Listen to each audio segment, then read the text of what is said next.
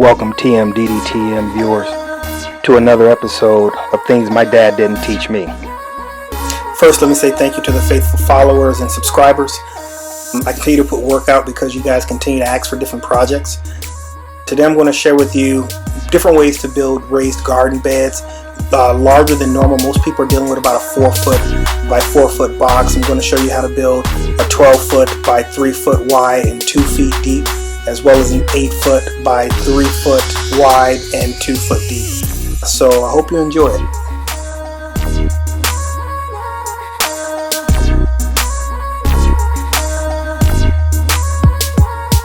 I'm laying this video out in such detail that you can take your phone with you and just follow the instructions and build these boxes right on site, step by step.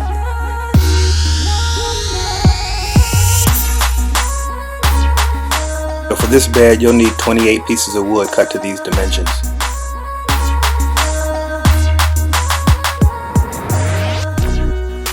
First, take the 8 foot long 4x4 boards and cut them into 4 equal lengths.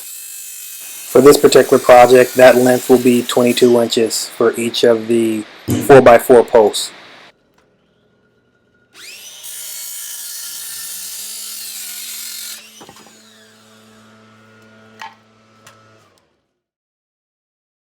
Next, you're going to grab 4 of the 12 foot long 2x6 redwood boards, butt them up against one another.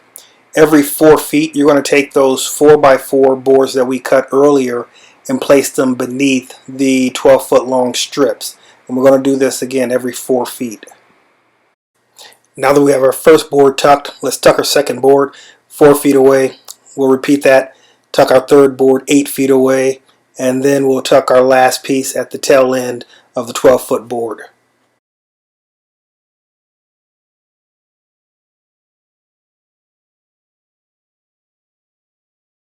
So next you want to grab your wood clamps, squeeze the 4 boards together. Make sure that you take out any large gaps. We're going to line this up with the tail end of the actual 4x4 boards we're going to use.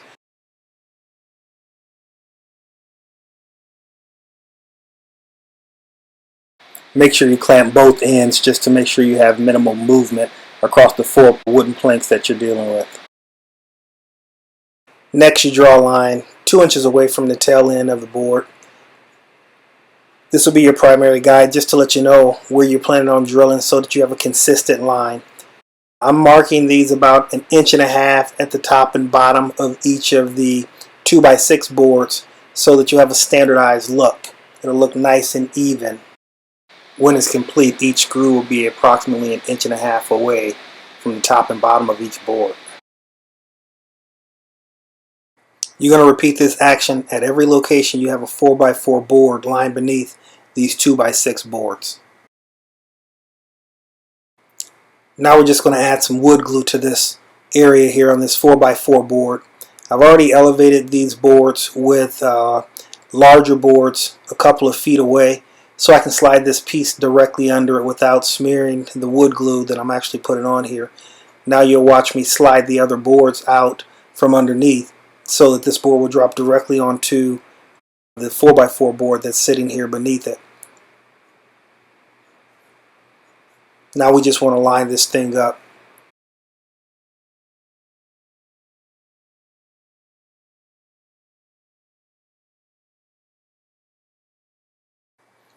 Now we'll just go ahead and follow our drill marks.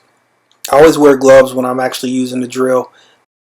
That drill can take off on you sometimes. You can rip your hand up. You'll notice here that I'm not actually drilling these all the way in. I'm just making sure that I catch. Once I get all of my screws located and lined appropriately, I'll follow that back up and then tighten all of the screws one by one, just in case I have to actually move these boards a little bit. I don't want to pull these in too far just yet. We'll repeat this same activity across the other 3 locations.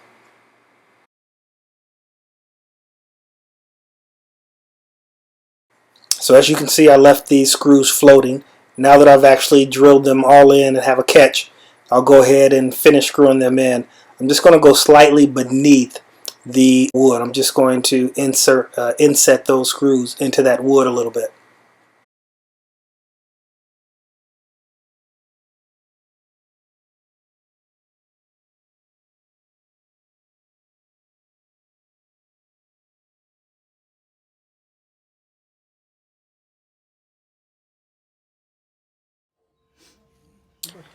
Now I walk down to the other end and notice that these boards are not completely flush with one another.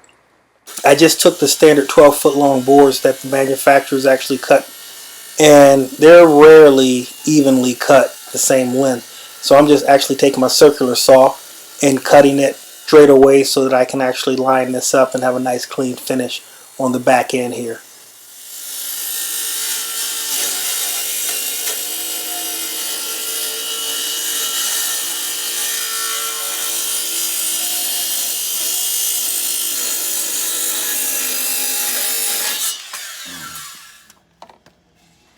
So now that we have a straight line here on the back end, we're going to repeat the same thing we did earlier. Notice I've already added the adhesive here. I've already propped up my 2x6 boards with the other boards beneath it. And we're just going to slide that board out, drop it on here, mark it, drill it, and we're just going to repeat. Very easy process.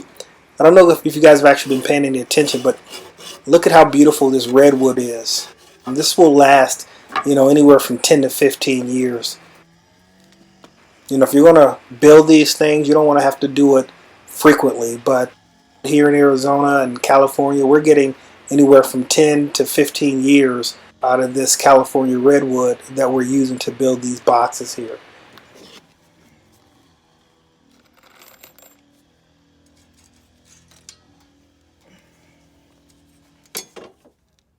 So again, we're going 2 inches in. We're going 1.5 inch from top to bottom on each of the 2x6 boards to mark our drill locations. And then we'll just drill these in. Now that we secure both ends, we'll go ahead and locate the 4-foot mark, find center relative to the location of the 4x4 boards. And we're just going to mark these off. Again, 1.5 inches inside each board for the screw mark locations. We'll put some glue on here and then drill it all in. And then we'll repeat it again at the second location 8 feet away, and this board, this side of the actual raised garden bed will be complete.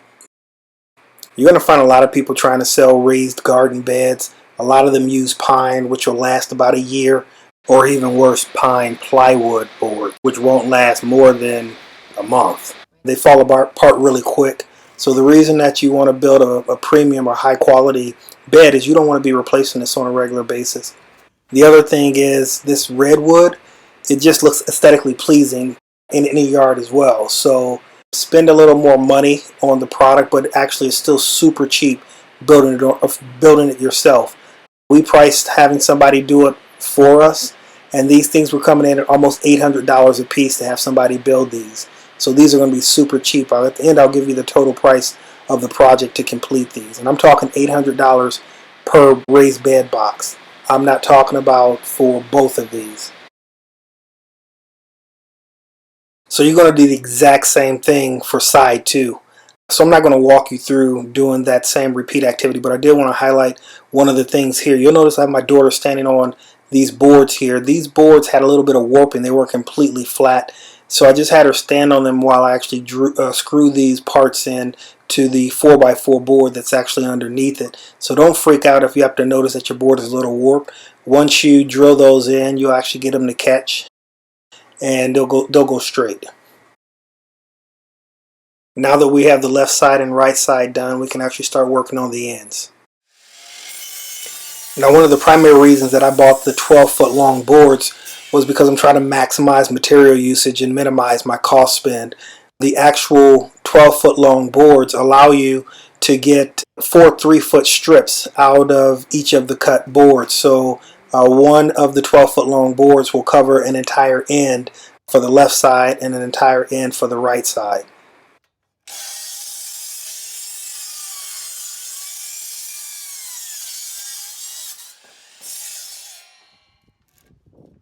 So now that we've actually cut these into 36-inch strips, we're going to put these on the tail end here.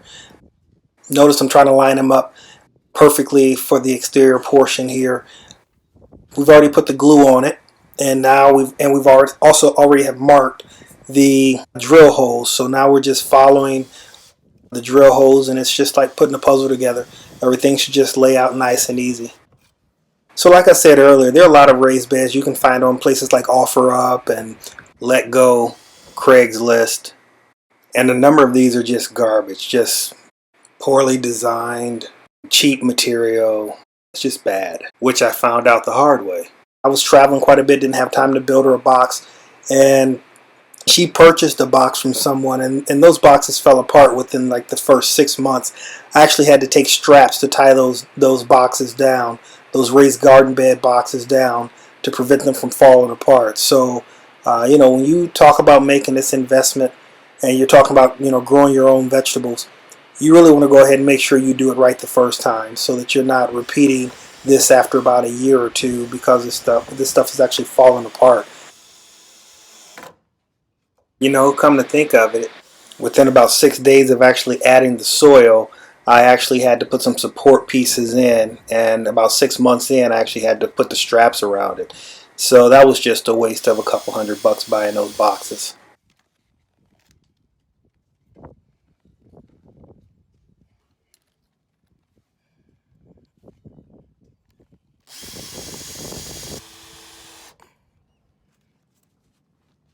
This California redwood, it does really well out here. Another great product you can use is cedar. There are a lot of people that use cedar as well. But the wood really isn't that expensive when you think about what you're going to get in terms of the finished product and what you're saving in terms of the labor. So again, when we're at the end of this project, I'll sum up the total cost so you can get an idea of what your total cost spend will actually be.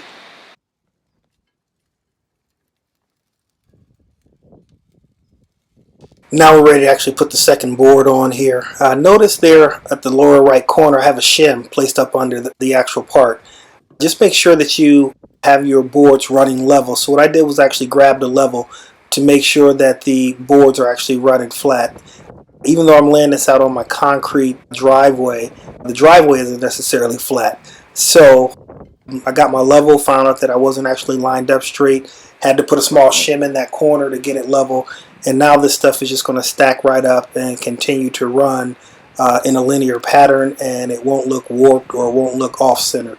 So, these are the little tricks of the trade to make sure that the finished product actually looks right.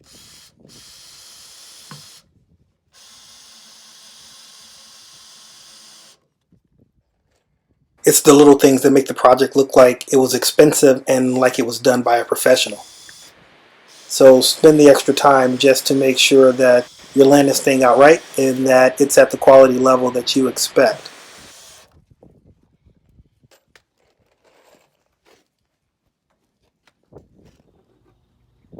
Alright, so we're about done with this side here. We're finishing putting the final piece on this side, then we'll go and work on the tail end of the other side. And as you can tell, this is coming together really nicely.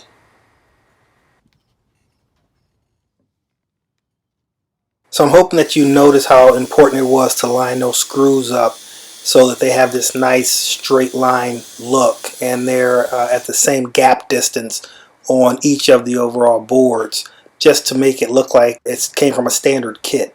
So it's not just this randomly placed set of screws in here. It actually looks like it was thought out and laid out in a particular way. Once we're done with this side, we're going to go and complete the other end, and then you can decide whether or not you want to put any spacers at the 4-foot distance marks, and you'll cut your boards to the desired length, stack them up, and do the exact same thing so you can have separate compartments within your 12-foot bed. So again, that's just a personal preference.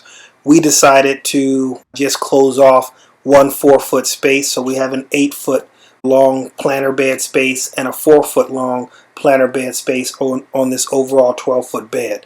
So again, that's your personal preference once you tie it in here. So something to think about. Next, let's talk about building an 8-foot long stair step garden bed.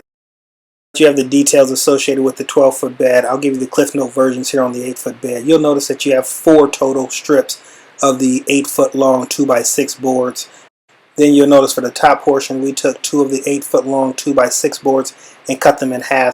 So the cumulative sum of those 8 boards will cover the sides. Then for the front, the middle, and the back, you got 10 boards that we cut to 32 inches long. So for this build, we're technically dealing with 24 total pieces of wood.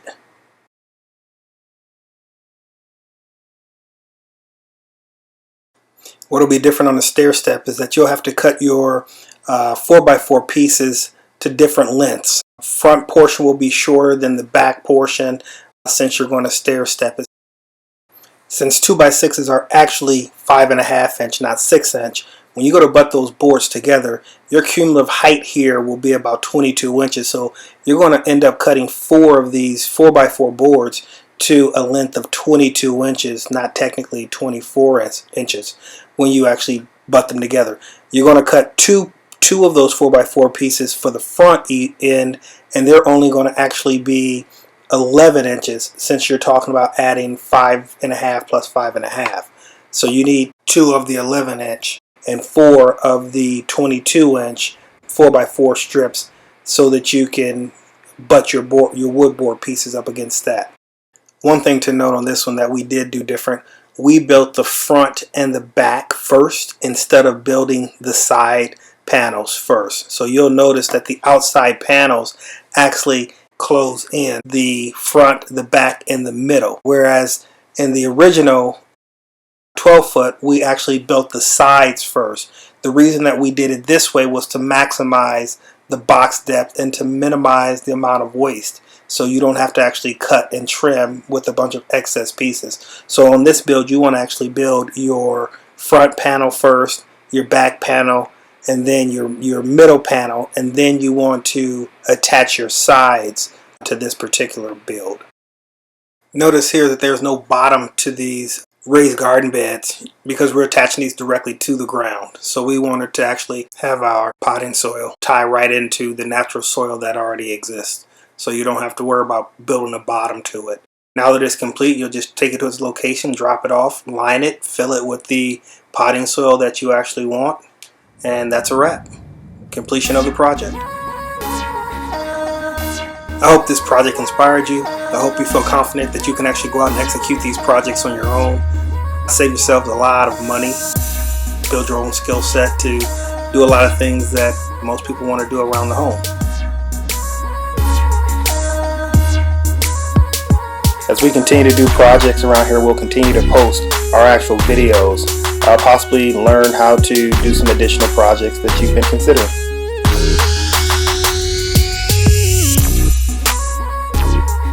Please share any ideas, tips, suggestions that you may actually have to the group that can be beneficial.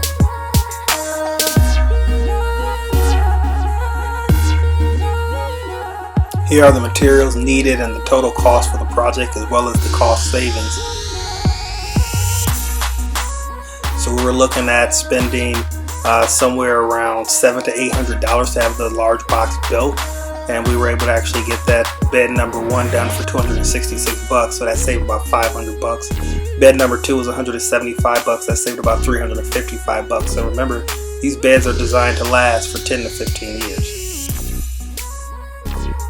Please take the time to subscribe, share this project with others, and I look forward to providing you with the next project. God bless.